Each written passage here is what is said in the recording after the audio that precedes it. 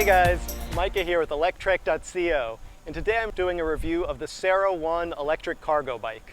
Now, electric cargo bicycles are designed to be something of the SUV or the pickup trucks of the electric bicycle world, with a lot more cargo space than you'd expect to find on an electric bicycle. Now, one of the cool things about the CERO is that it has a cargo system that's modular, meaning you can really customize it to fit your specific needs. The front and rear have the same bolt pattern, so you can install a number of different styles and sizes of racks provided by CERO, or even child carriers and surfboard holders. And if you're handy, you can even fashion your own custom racks and platforms using the bike's standard bolt pattern. Another cool thing to note is that the front basket is not connected to the fork, but actually it's connected to the frame.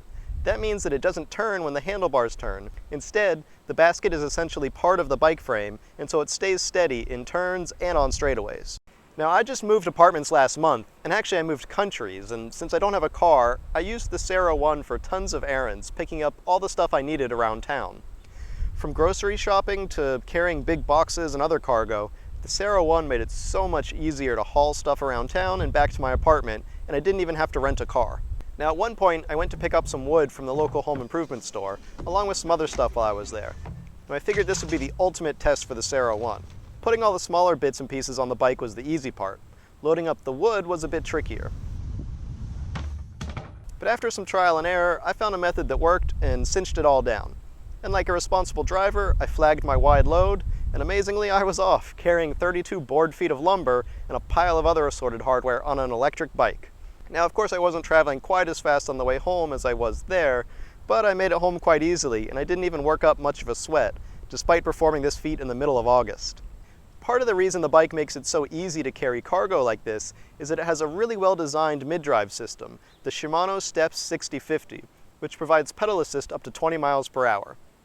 The bike doesn't have a hand throttle because it's a Class 1 e-bike, so you do have to provide a little bit of pedal power yourself. But the highest level of pedal assist is quite powerful, meaning you don't really have to pedal that hard if you don't want to. Of course, if you do want to work out, you can use one of the lower levels of pedal assist, where you do have to do most of the work yourself. The battery is a Shimano Steps 8010 battery, which is 36 volt and 14 amp hours for a total of 504 watt hours.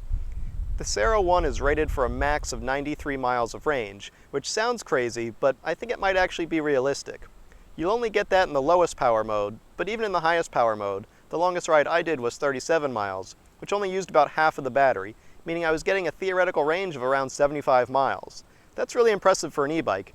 It means you never really have to worry about running out of juice in the middle of a ride. The bike itself is also really high quality.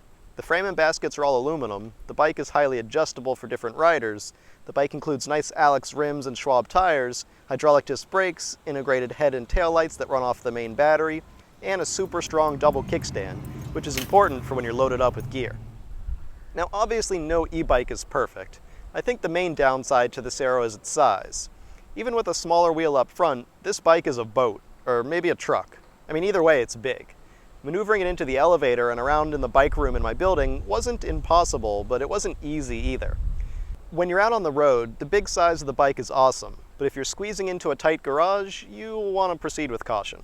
But hey, I wouldn't be talking about how awesome the CERO One bike is for hauling things if it wasn't as big as it is, so there definitely are upsides to its size.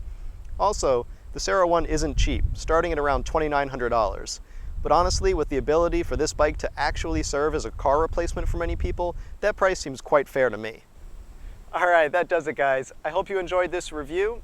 If you want to read my full review of the CERO One electric cargo bike, you can check it out on Electrek.co, and I'll include a link in the description below this video. And also, don't forget to let me know what you guys think of this bike in the comments below this video.